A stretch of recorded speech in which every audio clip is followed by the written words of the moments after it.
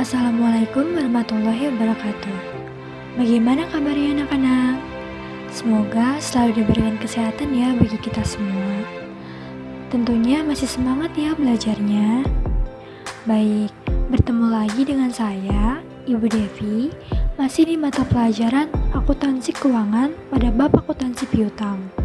Pada kali ini, yang akan kita bahas terkait dengan mutasi piutang, pencatatan data mutasi piutang ke kartu pelanggan, konfirmasi piutang, dan juga laporan rekapitulasi piutang. Nah, pembelajaran kali ini dengan tujuan kalian mampu menjelaskan mutasi piutang sekaligus membukukannya ke kartu piutang, mengidentifikasi jenis-jenis konfirmasi piutang, dan juga pelaporan rekapitulasi piutang. Baik, kita langsung masuk ke materinya ya. Ya, mutasi piutang merupakan perubahan jumlah piutang yang muncul karena adanya sebuah transaksi. Pada kartu piutang, transaksi tersebut misalnya seperti penjualan secara kredit, penerimaan kas dari debitur, retur penjualan, dan juga penghapusan piutang. Nah, data-data piutang dimasukkan ke dalam kartu piutang menggunakan prosedur pencatatan piutang. Prosedur ini dilakukan dengan cara memindahkan atau memposting catatan keuangan transaksi yang ada di jurnal umum dan jurnal khusus ke buku besar. Setelah itu, dari buku besar baru dimasukkan ke dalam kartu piutang berdasarkan masing-masing jurnal. Sebelumnya, kalian harus mengetahui terlebih dahulu transaksi apa saja yang berkaitan dengan perubahan piutang.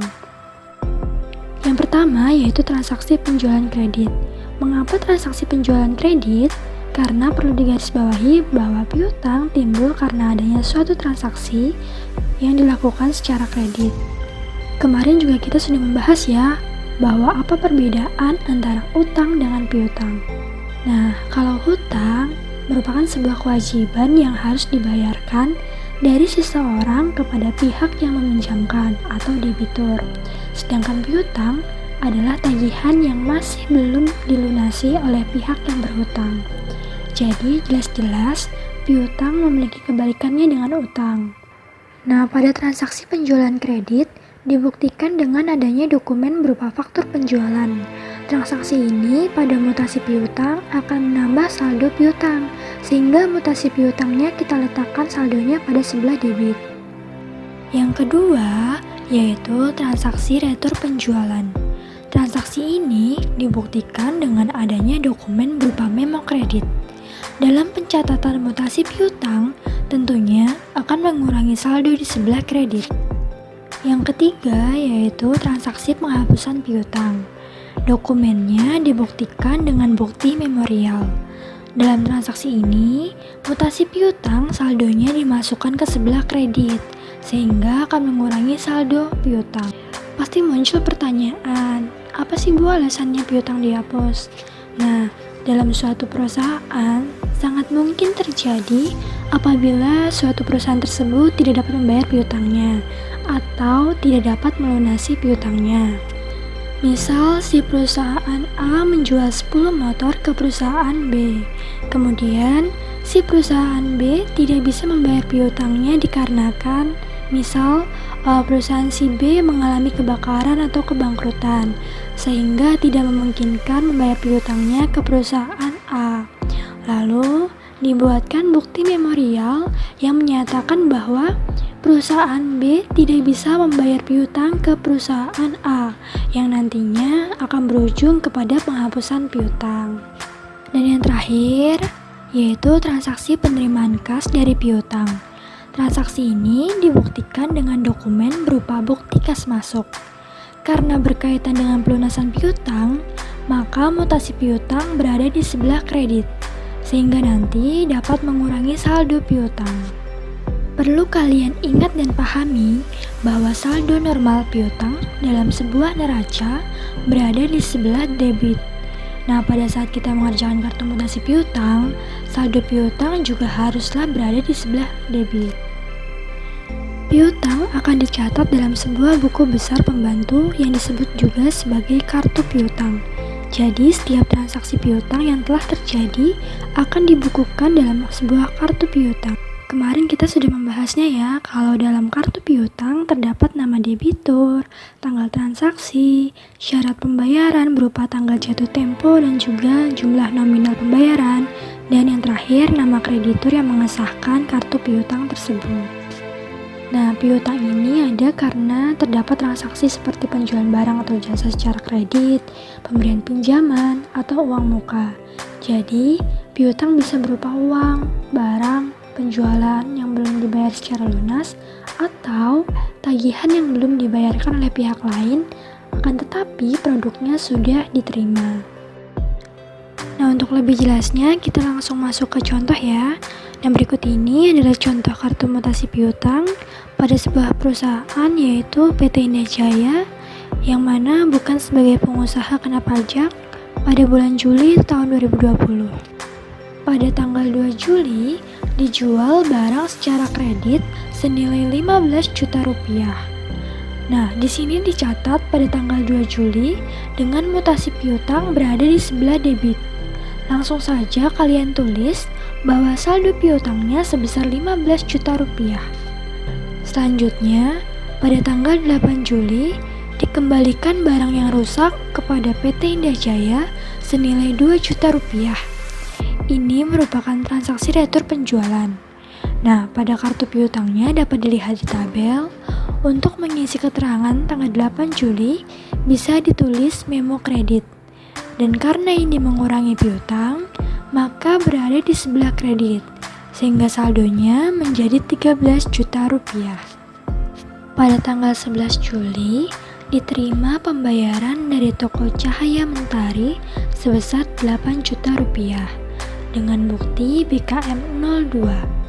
Pada tabel kartu piutang bisa kalian lihat, pada tanggal 11 Juli keterangannya BKM 02 atau bukti kas masuk yang kedua dengan mutasi kredit sebesar 8 juta rupiah. Karena mutasinya sebelah kredit, maka akan mengurangi saldo piutang, sehingga saldonya menjadi 5 juta rupiah.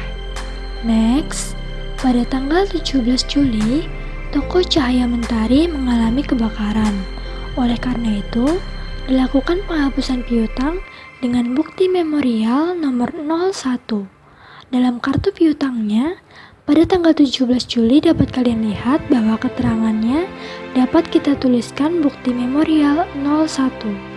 Mutasinya berada di sebelah kredit, dikarenakan untuk penghapusan piutang sehingga saldonya menjadi 0. Selanjutnya, pada tanggal 20 Juli, ternyata toko Cahaya Mentari mendapat ganti rugi dari perusahaan asuransi, sehingga dapat melunasi piutangnya.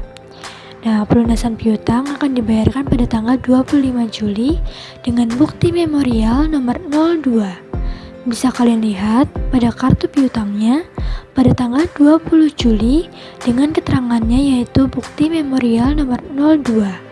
Mutasinya berada di sebelah debit dikarenakan piutangnya muncul kembali pada tanggal 25 Juli. Penerimaan pelunasan piutang yang sudah dihapuskan dari toko Cahaya Mentari dengan bukti kas masuk nomor 03. Maka pada kartu piutangnya bisa kalian lihat pada tanggal 25 Juli keterangannya yaitu BKM 03 dengan mutasi piutang berada di sebelah kredit sehingga saldonya menjadi 0. Oke, setelah kita belajar terkait dengan mutasi piutang sekaligus membukukannya ke kartu pelanggan atau kartu piutang, sekarang kita masuk ke materi terkait dengan konfirmasi saldo piutang dan juga laporan rekapitulasi piutang. Sebenarnya apa sih Bu konfirmasi saldo piutang itu?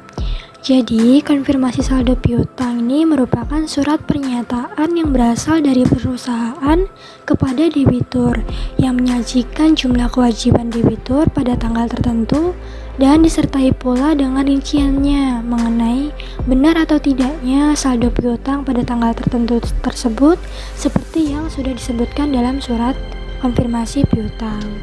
Nah, konfirmasi tersebut bertujuan untuk memberitahukan secara langsung kepada akuntan publik yang memeriksa ikhtisar keuangannya mengenai benar atau tidaknya saldo piutang pada tanggal tertentu seperti yang telah disebutkan dalam surat tersebut. Dalam konfirmasi saldo piutang, terdapat dua jenis surat konfirmasi, yaitu konfirmasi positif dan juga konfirmasi negatif. Konfirmasi positif yaitu surat konfirmasi yang dikirim oleh akuntan publik yang berisi permintaan agar debitur mengirim surat balasan atau memberikan jawaban kepada akuntan publik baik jika setuju maupun jika tidak setuju tentang saldo dalam surat konfirmasi. Ciri-ciri debitur yang perlu dikirim surat konfirmasi positif adalah tidak adanya kepastian tentang kesalahan atau ketidakberesan dari akibat hasil penilaian sistem pengendalian intern atau SPI yang lemah. Kemudian, debitur merupakan perusahaan bukan orang pribadi. Yang ketiga, jumlah saldo debitur sangat besar dari seluruh piutang dan piutang berasal dari penjualan kredit. Sedangkan konfirmasi negatif yaitu konfirmasi yang meminta debitur untuk memberikan jawaban hanya apabila jumlah yang tercantum dalam surat konfirmasi tidak disetujui. Ciri-ciri debitur yang perlu dikirim surat konfirmasi negatif yaitu jika hasil penilaian sistem pengendalian internnya sangat baik. Lalu jika debitur banyak jumlahnya tetapi saldonya relatif kecil. Dan yang ketiga yaitu jika debiturnya terdiri atas orang pribadi. Nah, setelah pihak perusahaan mengidentifikasi dan melakukan verifikasi data dalam kartu piutang, maka langkah yang harus dilakukan selanjutnya adalah menghubungi pelanggan untuk mengkonfirmasi piutang pelanggan. Nanti hasilnya surat konfirmasi piutang ini dapat dibuat dalam beberapa bentuk. Nah, bentuk-bentuk surat konfirmasi piutang yang dapat digunakan antara lain konfirmasi piutang akhir bulan, konfirmasi satuan piutang, dan juga konfirmasi elemen terbuka atau konfirmasi faktur yang belum dibayarkan. Biasanya pihak debitur akan segera mengirimkan surat balasan yang berisi surat persetujuan jumlah saldo piutang atau keluhan jika jumlah saldo piutangnya tidak cocok atau tidak sesuai dengan jumlah catatan piutang dari debitur. Lalu, apabila dalam surat konfirmasi disertakan pula maksud untuk menagih sisa piutang, maka surat balasannya dapat berupa persetujuan pembayaran atau dapat pula berupa permintaan penangguhan pembayaran. Surat balasan kemudian dianalisis dengan melakukan pengecekan bukti-bukti transaksi dan juga dokumen-dokumen pendukungnya dan menganalisis pengunduran jangka waktu pembayaran piutang.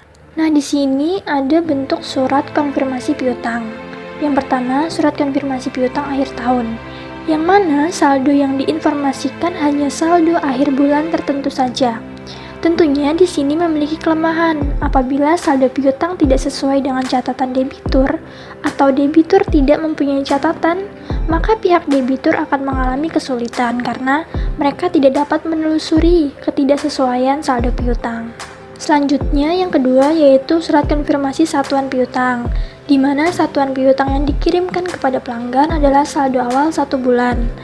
Isi konfirmasi surat ini meliputi saldo kewajiban pelanggan pada awal bulan, mutasi debit dan kredit selama sebulan beserta penjelasan rinci setiap transaksinya, dan juga saldo kewajiban pelanggan pada akhir bulan. Nah, yang ketiga yaitu surat konfirmasi faktur yang belum terbayarkan atau surat konfirmasi elemen terbuka, di mana yang diinformasikan kepada pelanggan hanya faktur yang belum dibayarkan sampai tanggal tertentu saja. Untuk lebih jelasnya, mari kita lihat alur konfirmasi saldo piutang. Yang pertama, kita melakukan pencatatan terlebih dahulu transaksi piutang oleh suatu perusahaan. Kemudian kita menentukan jumlah piutang dari setiap debitur itu berapa. Dan setelah itu kita melayangkan surat konfirmasi piutang kepada debitur. Setelah kita mengirimkan surat konfirmasi piutang, kita akan mendapatkan balasan berupa surat konfirmasi piutang positif atau negatif. Setelah kita mendapatkan balasan, kita akan menindaklanjutinya dengan melakukan pengecekan bukti-bukti transaksi maupun dokumen-dokumen pendukung. Seperti itu. Nah, selanjutnya kita masuk ke laporan rekapitulasi piutang. Laporan rekapitulasi piutang yaitu sebuah laporan yang menggambarkan keadaan saldo piutang secara keseluruhan pada saat dilaporkan. Laporan rekapitulasi saldo piutang dengan jelas akan menampilkan nama-nama perusahaan yang tercatat memiliki utang pada perusahaan lain, alamat kantornya di mana, dan juga nominal utang mereka berapa. Selain itu, laporan rekapitulasi piutang juga hanya merangkum dari kartu-kartu piutang, dan dibuat di akhir periode seperti akhir bulan, akhir semester, atau akhir tahun, tergantung pada kebijakan dari suatu perusahaan. Cukup sekian penjelasan materi pada kali ini. Kalian bisa membuka videonya lagi kapanpun. Jangan lupa jaga kesehatan dan tetap semangat ya untuk menuntut ilmu. Sampai bertemu di pertemuan selanjutnya. Wassalamualaikum warahmatullahi wabarakatuh.